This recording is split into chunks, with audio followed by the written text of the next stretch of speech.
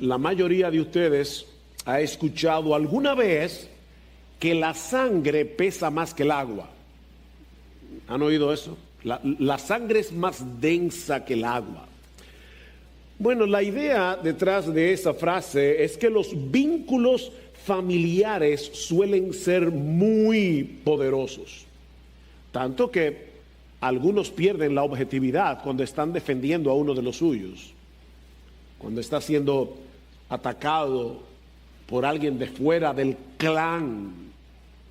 No, tiene que ser el otro que esté mal, no mi hermano, no mi hijo, no mi primo. La sangre pesa más que el agua. Sin embargo, ese dicho tiene sus excepciones.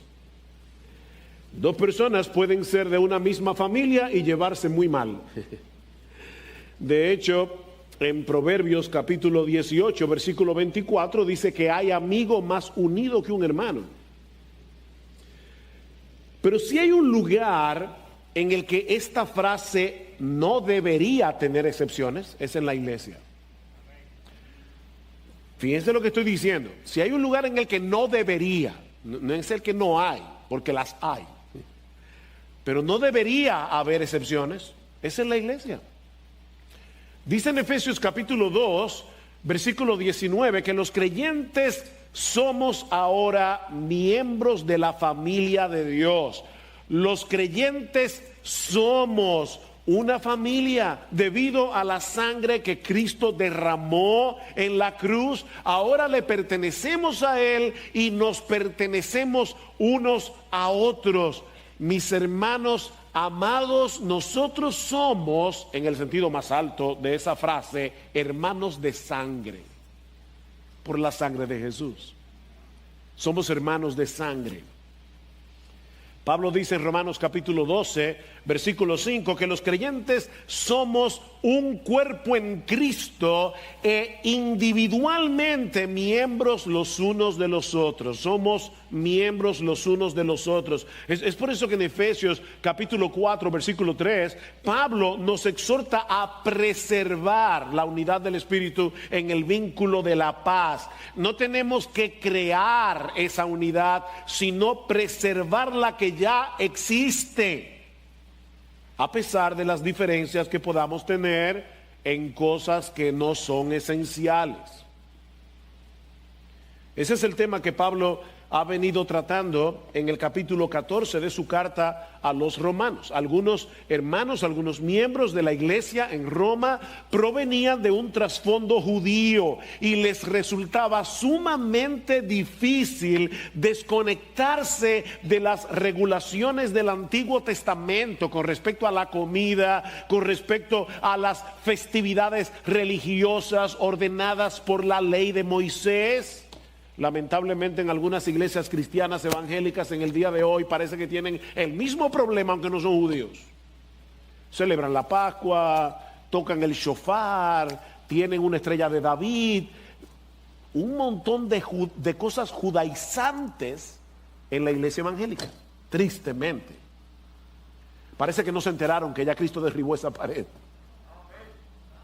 Pero muchos otros miembros de la iglesia en Roma provenían de un trasfondo gentil, y para aquellos que nos visitan no estoy hablando de gente amable, estoy hablando de personas que no eran judías. El mundo para el judío se dividía solo en dos: estaban los judíos y luego los gentiles. No habían más opciones, y la mayoría de los hermanos de la iglesia en Roma provenía de un trasfondo gentil. Ellos sabían que en el evangelio tenemos libertad de comer de todo lo que se vende en la carnicería, como decía Pablo en primera los Corintios capítulo 10 versículo 25, de todo lo que se vende en la carnicería, comed sin preguntar nada por motivos de conciencia. Ellos sabían que ya no tenemos que guardar esas fechas del calendario religioso de Israel, y esas diferencias estaban amenazando la unidad de la iglesia en Roma, como hemos visto ya. Los creyentes que tenían más escrúpulos de conciencia, y a los que Pablo les llama débiles en la fe, o sea, ellos no estaban seguros si por su cristianismo ellos podían hacer ciertas cosas. Ellos decían, yo no creo, por eso eran débiles en su fe, yo no creo que yo deba comer carne de cerdo, yo no creo que yo deba dejar de guardar la Pascua. Eran débiles en su fe. Y esos creyentes débiles estaban juzgando a los fuertes. Estaban condenando a los fuertes por el uso de su libertad cristiana. Mientras que los creyentes que tenían una conciencia mejor informada, los hermanos fuertes, ellos estaban menospreciando a los débiles en la fe y estaban siendo insensibles en el uso de su libertad. De manera que ambos grupos estaban faltándole a la ley del amor y estaban mal representando a Jesús. Mis hermanos, solo puede haber unidad en la iglesia cuando todos nos vestimos de Cristo, en dependencia del Espíritu. Y esa unidad, esa armonía glorifica a Dios, como vemos en los primeros 13 versículos del capítulo 15 de la carta a los Romanos, que ya Eric leyó hace un momento y que vamos a considerar en la mañana de hoy. Noten el versículo 6. Para que unánimes a una voz glorifiquéis al Dios y Padre de nuestro Señor Jesucristo. Yo quiero que ustedes disfruten de unidad y armonía. ¿Para qué? Para que puedan glorificar a Dios. Versículo 7. Por tanto, aceptaos los unos a los otros, como también Cristo nos aceptó para la gloria de Dios. Versículo 9. Cristo vino para que los gentiles glorifiquen a Dios por su misericordia. La unidad y armonía en la iglesia glorifican a Dios. Y lo que vamos a ver en esta mañana es que en estos 13 versículos de Romanos 15 hay básicamente dos exhortaciones. Y obviamente, mis hermanos, nosotros queremos ver el bosque, no podemos detenernos a ver cada árbol. Pero hay dos exhortaciones aquí. La primera es que en vez de vivir para agradarte a ti mismo, debes procurar el bienestar de tus hermanos en la fe. En vez de vivir para agradarte a ti mismo, debes procurar el bienestar espiritual de tus hermanos en la fe. Noten el versículo 1. Así que nosotros, los que somos fuertes, debemos sobrellevar las flaquezas de los débiles y no agradarnos a nosotros mismos. ¿Se dan cuenta cómo Pablo se coloca a sí mismo en el grupo de los fuertes? Nosotros que somos fuertes. Ahora, esto es algo sorprendente si tomamos en cuenta el trasfondo religioso del apóstol Pablo. Pablo no solamente pertenecía al judaísmo, sino que Pablo llegó a ser un judío sumamente escrupuloso en el cumplimiento de la ley. En su carta a los Gálatas, Pablo dice de sí mismo que él aventajaba a muchos de sus compatriotas, mostrando mucho más celo por las tradiciones de mis antepasados. O sea, Pablo dice, busca cualquier judío, yo era más celoso que él. Al punto que llegó a perseguir a la iglesia. Pablo era un hombre con celo por su ley. Pablo se esforzaba en cumplir al pie de la letra todas las regulaciones de la ley. Pero cuando se encontró con Cristo en su camino a Damasco, Pablo tuvo que releer todas las escrituras que había aprendido desde niño, pero ahora teniendo puestos los lentes de Jesús. Y yo tengo particularmente la opinión, y otros opinan igual, pero esto es una especulación, que cuando dice que Pablo se fue a Arabia por 3 años, la región que se conoce como Arabia en aquellos días no es la que nosotros conocemos hoy como Arabia, era una región bastante desértica. Y algunos se preguntan, ¿qué hizo Pablo esos 3 años en Arabia, en esa región donde casi no había gente? Bueno, yo creo que Pablo se sentó a leer su Biblia otra vez y a decir, yo estaba confundido, déjame volver a reaprenderlo todo, viendo a Jesús en cada parte del Antiguo Testamento. Y de esa manera Pablo llegó a comprender que todas esas regulaciones, todas esas ceremonias de la ley no eran más que una sombra que apuntaba hacia Jesús. Una sombra. Su entendimiento del evangelio liberó su conciencia. Pablo adquirió una nueva perspectiva de la vida.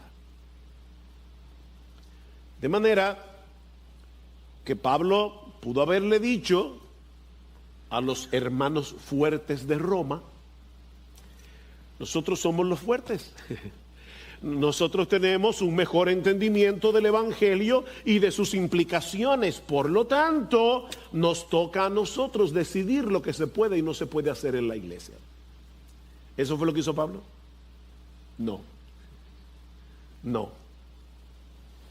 Eso es lo que yo creo que muchos haríamos si estuviéramos en el primer siglo. Nosotros somos los fuertes. No, mis hermanos. ¿Qué pasa en una iglesia donde los débiles son presionados a practicar las mismas cosas que se permiten los fuertes, que los llevamos a pecar, porque ellos no lo están haciendo con una limpia conciencia? Ellos siguen pensando que es pecado. ¿Recuerdan el ejemplo del bizcocho de la semana pasada? Mi amigo cumpleaños, quiero regalarle un bizcocho de Nutella o un bizcocho de ciruela. Yo me acuerdo que él me dijo una vez que era alérgico, no sé si a la ciruela o a la Nutella. Bueno, yo no tengo tiempo para averiguar eso ahora. Le voy a comprar el bizcocho. ¿Y él que se toma un Benadryl? No, eso no es amor. Si yo tengo dudas de que algo puede ofender a mi Dios, ya ni siquiera hacerle daño a un hermano, si yo tengo duda de que algo puede ofender a mi Dios, no lo debo hacer. Noten lo que dice Pablo en el versículo 14 de Romanos 14: yo sé y estoy convencido en el Señor Jesús de que nada es inmundo en sí mismo, pero para el que estima que algo es inmundo, para él lo es. Los hermanos fuertes de Roma no podían decir: ahora todos aquí comemos jamón. No, porque los judíos creían que la carne de cerdo era una carne inmunda. Si nosotros los obligamos a comer jamón, los estamos obligando a pecar, aunque no sea pecado comer jamón. Versículo 23: pero el que duda, capítulo 14, si come se condena, porque no lo hace por fe, y todo lo que no procede de la fe es que pecado. ¿Han visto ustedes esos productos que vienen en una sola talla? En inglés se dice one fit for all. Ese producto le sirve a todos. No, la libertad cristiana no viene en una sola talla.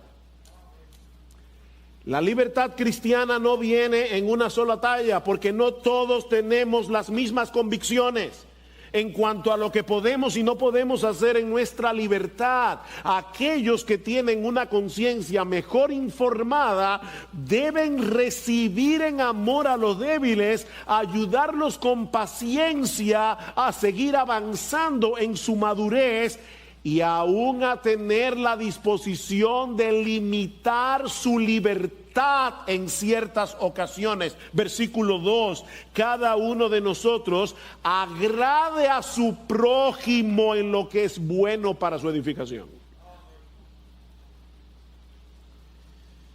Lo que Pablo nos está diciendo aquí no es, con un no bien grande, no es que debemos vivir para agradar a la gente.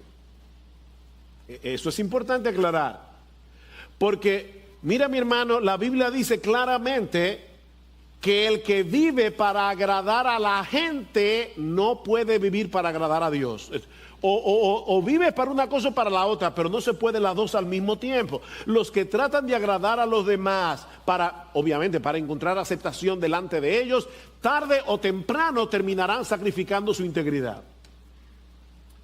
Otra vez, escribiendo a los Gálatas, Pablo les dice en el capítulo 1: porque busco ahora el favor de los hombres o el de Dios, o me esfuerzo por agradar a los hombres. Si yo todavía estuviera tratando de agradar a los hombres, no sería siervo de Cristo. ¿Ven el punto? No se puede ser siervo de la gente y de Cristo a la vez, en el aspecto en que Pablo lo está diciendo aquí, porque nosotros debemos servir a los demás, pero debemos tener una limpia conciencia delante de Cristo. Así que no se trata de vivir agradando a la gente. Se trata de procurar agradar al prójimo en lo que es bueno para su edificación. Pablo fue muy preciso en sus palabras. Agradar al prójimo en lo que es bueno para su edificación. O sea, en vez de insistir en la práctica de nuestra libertad, porque ese es mi derecho, procuremos intencionalmente ayudar a los demás en su proceso de santificación y de crecimiento espiritual. Eso es lo que Pablo está diciendo aquí.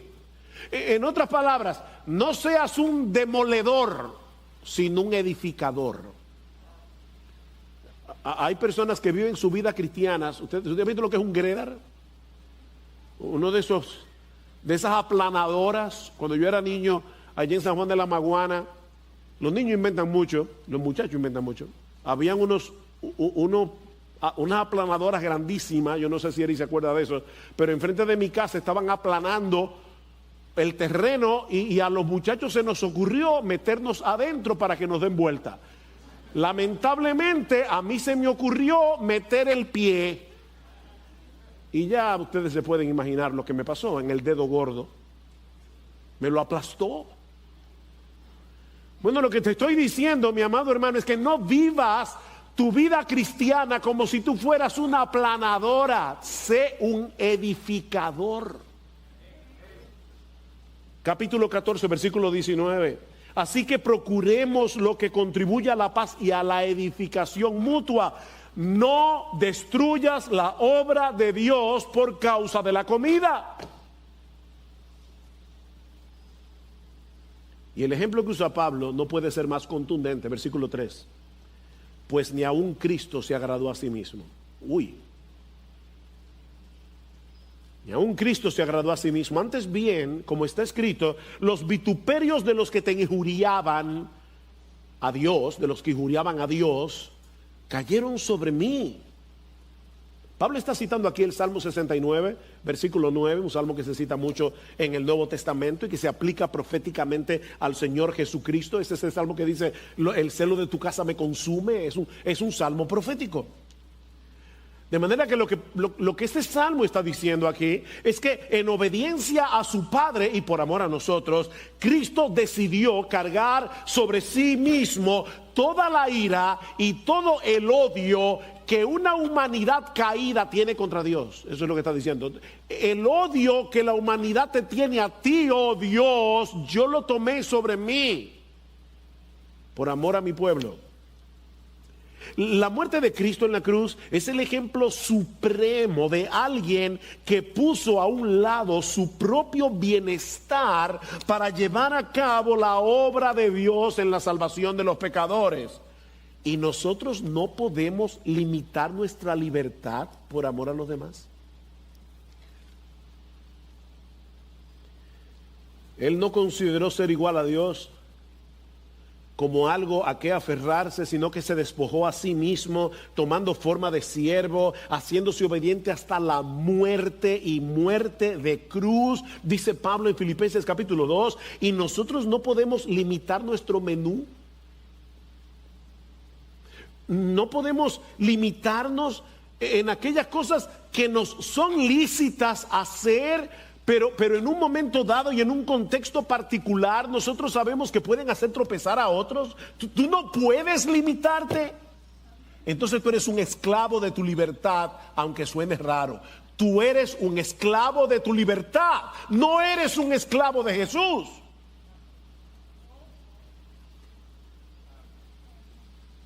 Todo me es lícito, dice Pablo. Claro, hablando de lo que no estaba prohibido en la ley. O sea, Pablo no está diciendo la fornicación me es lícita, la mentira me es lícita, el deshonrar a mis padres. No, eso no es lícito. Pero aquellas cosas que Dios no ha prohibido, dice Pablo, todo me es lícito, pero no todo conviene. Todo me es lícito, pero no todo edifica. Ahora es interesante notar el texto que usa Pablo en Romanos 15:3. Recuerden, él va a usar el ejemplo de Jesús. Él pudo haber citado Por ejemplo, uno de esos pasajes que hay en Lucas, que era muy amigo de Pablo, por cierto, acerca del nacimiento de Cristo, la encarnación del Hijo de Dios. Pablo pudo haberle dicho a los creyentes de Roma: recuerden Juan 13, cuando Cristo lavó los pies de los discípulos. No. Pablo cita el Salmo 69. Y luego en el versículo 4 detiene el flujo de su argumentación para hablar del papel de la Biblia en la vida cristiana. Versículo 4, porque todo lo que fue escrito en tiempos pasados, o sea, ese porque está diciendo, fíjense que yo no estoy citando uno de los evangelios, estoy citando el Antiguo Testamento. ¿Y saben por qué estoy citando el Antiguo Testamento? Porque todo lo que fue escrito en tiempos pasados en el Antiguo Testamento para nuestra enseñanza se escribió a fin de que por medio de la paciencia y del consuelo de las Escrituras tengamos esperanza. ¡Wow!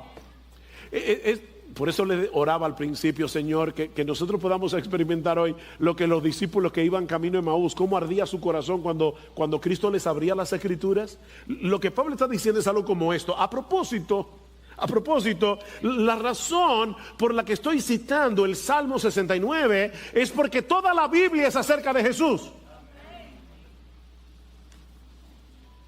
Y precisamente por eso, solo en la Biblia encontramos el consuelo y la esperanza que se requieren para ser intencionales en ayudar a los demás en vez de vivir centrados en nuestro pequeño reino. Hace un momento cantamos, venga tu reino, Dios, tu reino, no mi reino.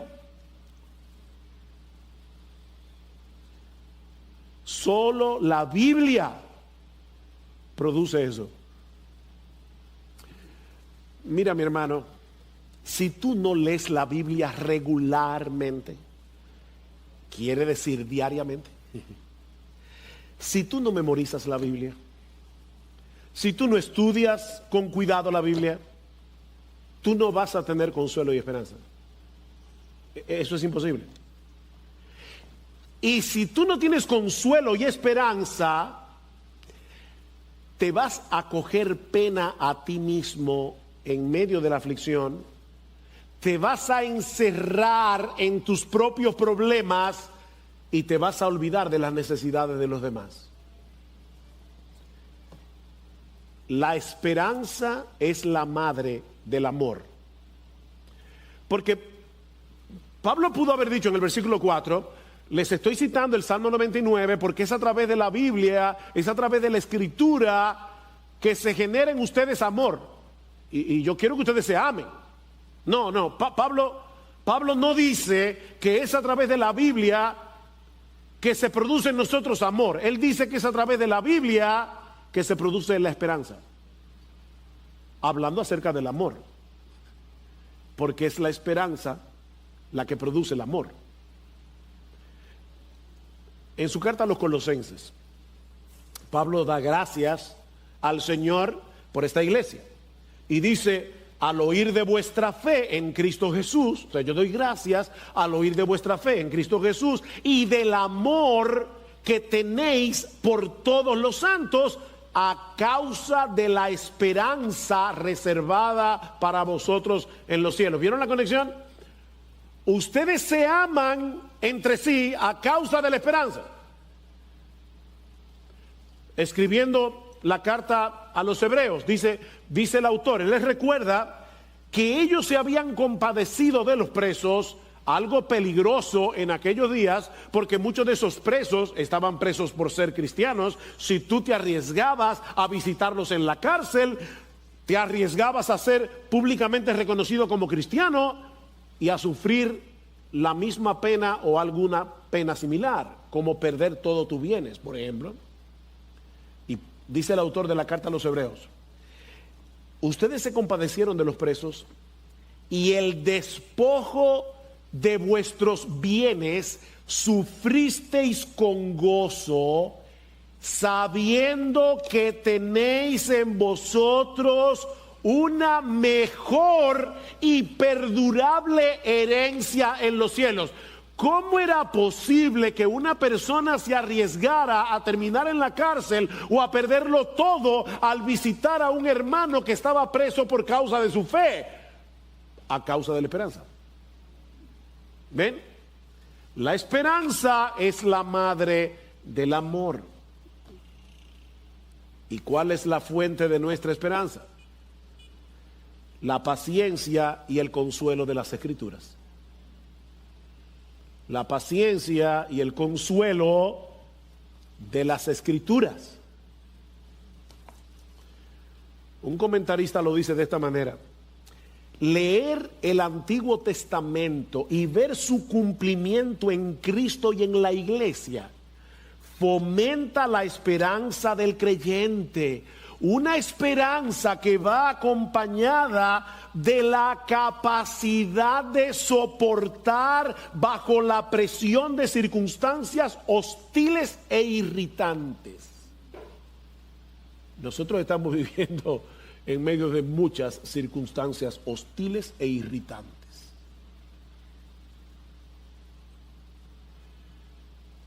Y cómo Dios nos anima, nos fortalece en medio de estas condiciones. Versículo 4. A fin de que por medio de la paciencia y del consuelo de las Escrituras tengamos esperanza. ¿Ven? Es por medio de la Biblia que Dios produce esperanza en nuestro corazón. Sin embargo, ahora escuchen lo que Pablo dice un poquito más adelante en el versículo 13. Versículo 13. Y el Dios de esperanza os llene de todo gozo y paz en el creer, para que abundéis en esperanza por el poder del Espíritu Santo. Yo voy a ver un poco más adelante ese texto con más cuidado, pero quiero hacerles una pregunta. Por fin, ¿quién es la fuente de nuestra esperanza? ¿La Biblia o el Espíritu Santo? Porque Pablo dice en el versículo 4, la Biblia. En el versículo 13 dice, por el poder del Espíritu Santo. Entonces, ¿quién es que produce en nosotros esperanza? ¿Es la Biblia o es el Espíritu Santo? Sí. Sí. Es el Espíritu Santo por medio de la Biblia que él inspiró. Dios obra a través de su palabra. Mis hermanos, este libro no es un registro de lo que Dios habló hace 2000 años o hace 3000 años. Este libro es Dios hablando a nosotros hoy. De ahí la famosa frase de John Piper: ¿tú quieres oír la voz de Dios en una forma audible? Lee la Biblia en voz alta. Porque Dios nos habla a través de este libro. Esto no es letra muerta. Este es un libro vivo. La palabra de Dios es viva y eficaz y más cortante que cualquier espada de doble filo. Penetra hasta la división del alma y del espíritu, de las coyunturas y los tuétanos, y es poderosa para discernir los pensamientos y las intenciones del corazón. Este libro habla cuando tú quieres oír, cuando lo lees con cuidado. Dios obra por medio de su palabra, de manera, mi hermano, que si tú no lees tu Biblia regularmente, si tú no estudias tu Biblia, si tú no memorizas tu Biblia, si tú no traes a tu mente las grandes promesas de Dios reveladas en su palabra, tú no vas a poder fortalecerte en esperanza en medio de la aflicción. No vas a poder. Escucha a Dios. Y a Dios no se escucha poniendo la Biblia debajo de la almohada a ver si se te pega algo. No. A Dios se escucha con los ojos. Lee el libro con cuidado. Lee este libro. Y luego recuerda lo que Dios nos dice a través de este libro. Mis hermanos, estamos viviendo en días de mucha calamidad. Y no me refiero únicamente a la pandemia del COVID-19. Y es una pandemia que ha traído muchas consecuencias. Me refiero a la pandemia moral y social que está padeciendo la sociedad occidental en el día de hoy.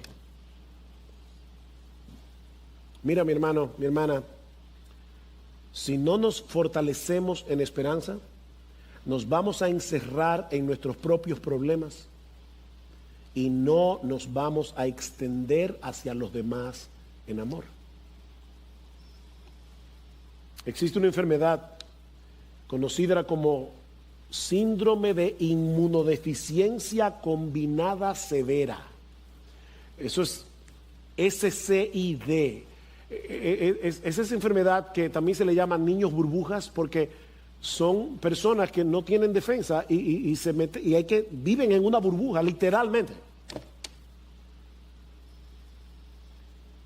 Lo que yo te estoy diciendo es que cuando no manejamos adecuadamente el temor, la ansiedad que provocan nuestros propios problemas y todo eso mezclado muchas veces con la falta de comprensión de los demás, inevitablemente puede llegar a padecer un SIDC espiritual o SCID. Nos aislamos en nuestra propia burbuja en vez de extendernos en amor hacia los demás.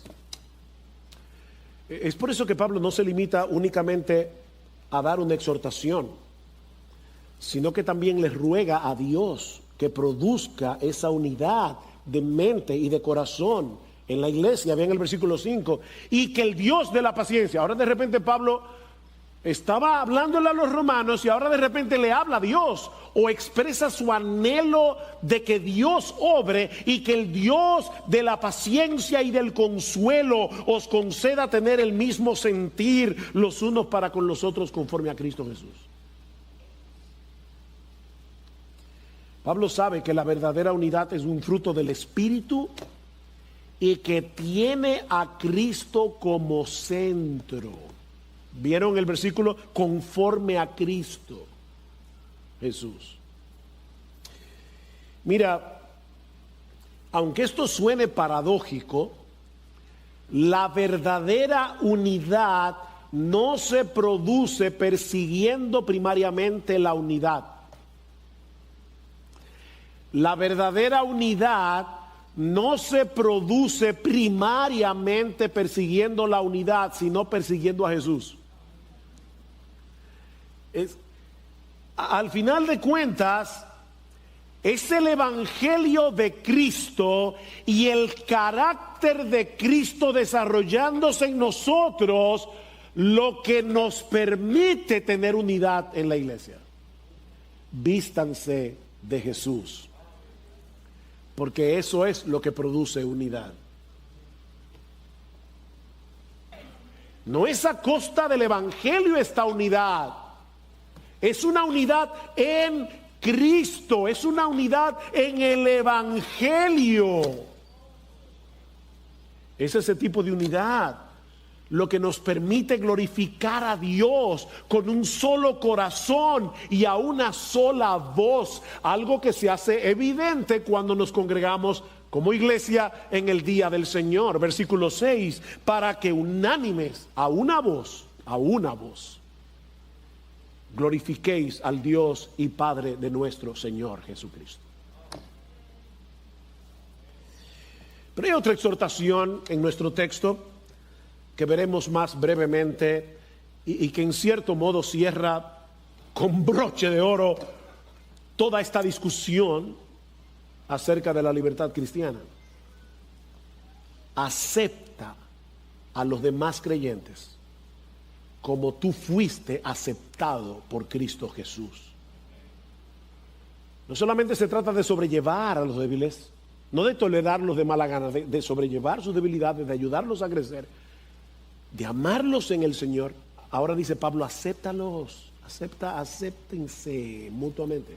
Versículo 7, por tanto, aceptaos los unos a los otros, como también Cristo nos aceptó para la gloria de Dios.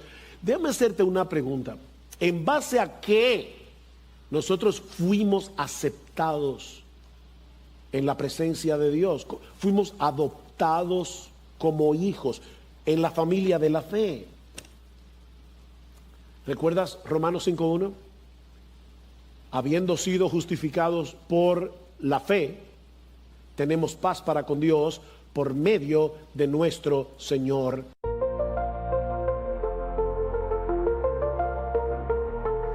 In the twilight of the days we used to know, when the stars above us whispered soft and low, memories of us, they linger in my mind. A time so sweet and gentle, a love we couldn't find. Every moment fades away like morning dew, searching for the dreams we painted, just me and you. No more you for you, no more time to lose. All the days we thought we'd cherish, we have to choose. Hold on to the nights, the dreams that slipped away. In the heart of all the shadows, we'll find our way. Underneath the moon, we danced without a care. Now the echoes of our laughter fill the air. Life's a fleeting whisper, love's a fleeting glance. In the tapestry of time, we lost our chance. Every moment fades away like morning dew, searching for the dreams we painted, just me and you. No more you for you, no more time to lose. All the days we thought we'd cherish, we have to choose. Hold on to the nights, the dreams that slipped away. In the heart of all the shadows, we'll find our way. Even though the years have taken what we knew, in the silence of the dawn, I still think of you. Every whispered promise, every tender touch. In the garden of our memories, we love so much. No more you for you, no more time to lose. All the days we thought we'd cherish, we have to choose. Hold on to the nights, the dreams that slipped away. In the heart of all the shadows, we'll find our way. No more you for you, but our love stays true. In the echoes of the past, I'll always find you. Through the passage of the years, through the change of tides. No more you for you, but our love abides.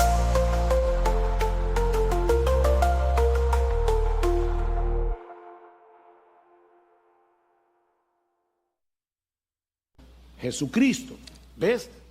No es sobre la base de nuestro desempeño, de nuestras buenas obras, que somos aceptados por Dios. Es únicamente por la justicia perfecta de Cristo que es puesta en nuestra cuenta, nos es acreditada por medio de la fe. Dios nos ve como si nosotros hubiéramos tenido la misma obediencia de Cristo a sus mandamientos. Una obediencia perfecta.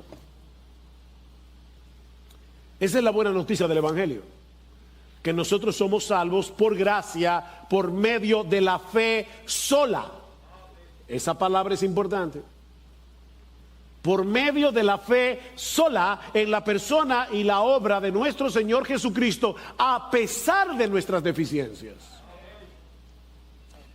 Pero ahora yo te tengo otra pregunta. ¿Qué impacto debiera tener esta doctrina de la justificación por la fe sola en nuestra relación unos con otros? ¿Cómo debe impactar el Evangelio? Tú dices creer en el Evangelio, ¿verdad? En esa doctrina, tú dices creer en que somos justificados únicamente por medio de la fe. ¿Cómo debiera impactar eso tu relación con los demás? Me encanta cómo lo dice un comentarista.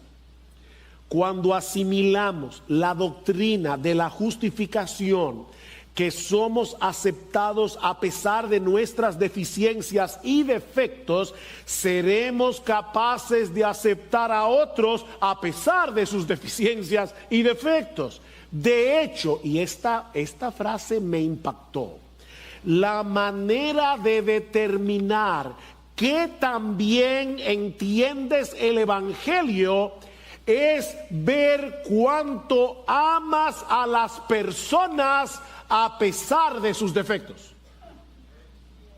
Esa es la prueba de fuego. ¿De verdad tú entiendes que Dios te aceptó a ti a pesar de tus pecados y defectos? Pero tú no puedes aceptar a los hermanos, algunos hermanos en la iglesia por causa de sus pecados y defectos.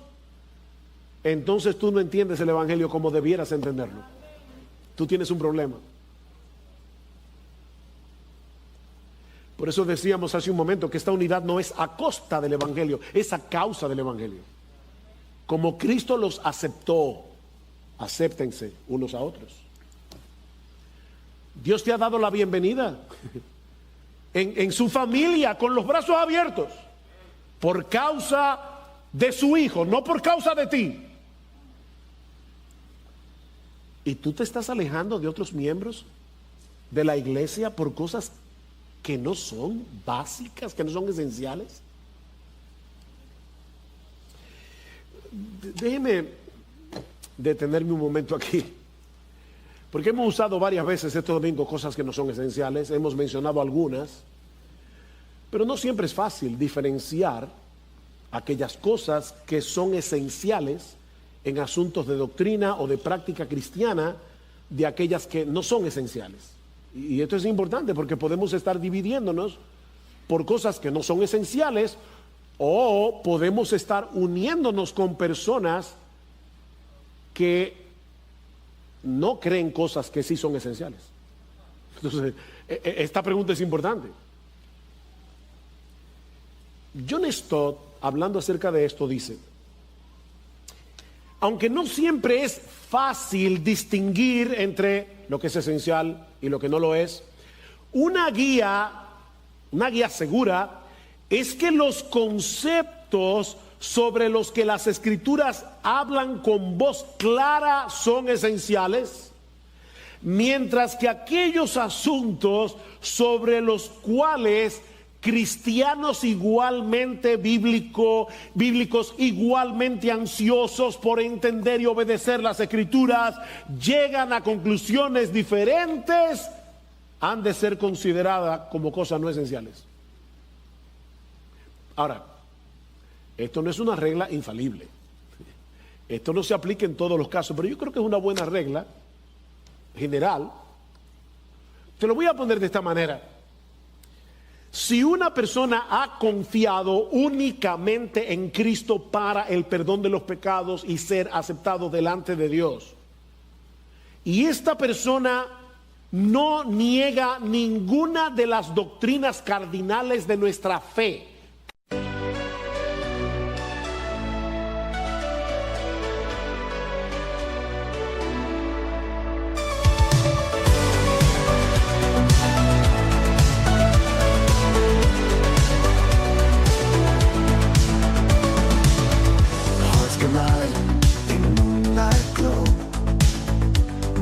whispers only we know. You and me in shadows deep, promises our hearts will keep. Neon lights and city dreams, dancing lights and silent screams, holding tight, not letting go. In the night our love will show. Echoes of love, loud and clear. In my heart, you're always near. Feel the beat of our desire, burning love like endless fire.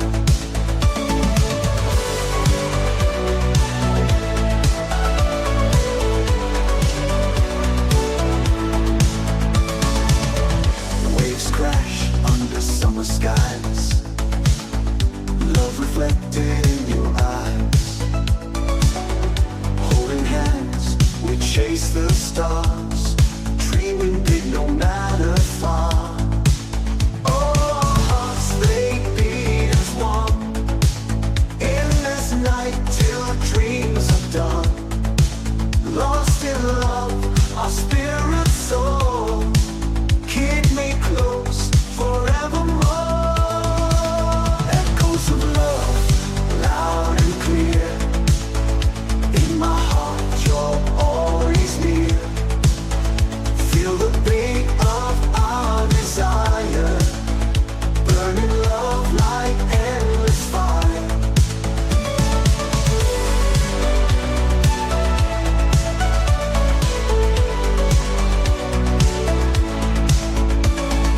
When dawn's light, we find our way. Love's first light will guide the day. Through the night, we found our truth. In the dawn, our love's relentless youth. Echoes of love, loud and clear. In my heart, you're always near. Feel the beat of our desire, burning love like endless fire. As the night gives way to day, our love will find its way. Hand in hand, we'll walk the earth, echoes of our endless birth.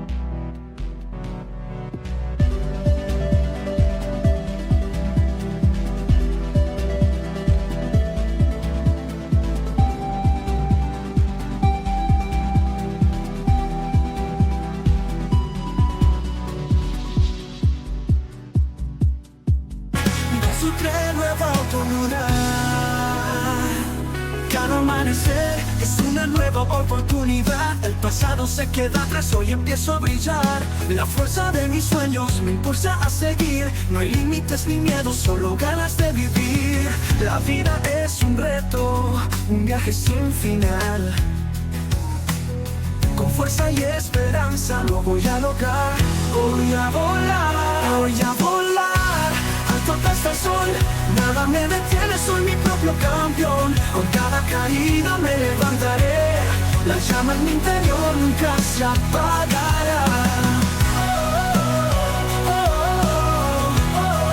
La llama en mi interior nunca se apagará.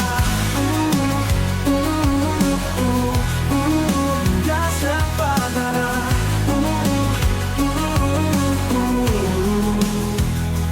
Cada amanecer es una nueva oportunidad. El pasado se queda atrás, hoy empiezo a brillar.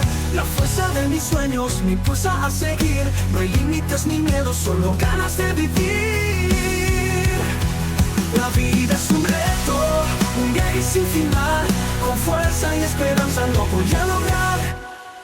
Voy a volar, alto hasta el sol, nada me detiene, soy mi propio campeón. Con cada caída me levantaré, la llama en mi interior nunca se apagará.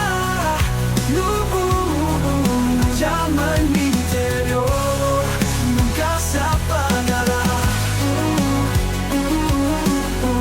Nunca se apagará.